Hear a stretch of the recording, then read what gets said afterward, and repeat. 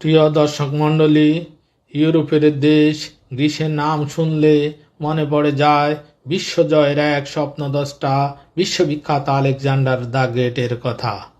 খ্রিস্টপূর্ব 323 থেকে 500 খ্রিস্টাব্দ পর্যন্ত সময়কালকে গ্রিসের স্বর্ণযুগ বলা হয়। তখনই গ্রিসের নগরাষ্ট্রের উত্থান, পারস্য যুদ্ধ, গণতন্ত্রের বিকাশ, দর্শন, স্থাপত্য ও শিল্পের অভূতপূর্ব উন্নতি ঘটে। আলেকজান্ডার দ্য গ্রেটের বিজয়ের মাধ্যমে গ্রিক সংস্কৃতি দেশে দেশে ছড়িয়ে পড়ে এবং গ্রিসের ইতিহাস ইউরোপিয়ানদের সভ্যতার ভিত্তি হিসাবে পরিচিতি লাভ করে।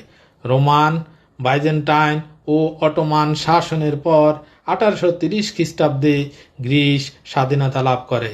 পর্যটকদের অনুপ্রাণিত করার জন্য গ্রিসের প্রধান আকর্ষণ হল এর প্রাচীন ইতিহাস, ঐতিহ্য ও অপরূপ সুন্দর দ্বীপসমূহ।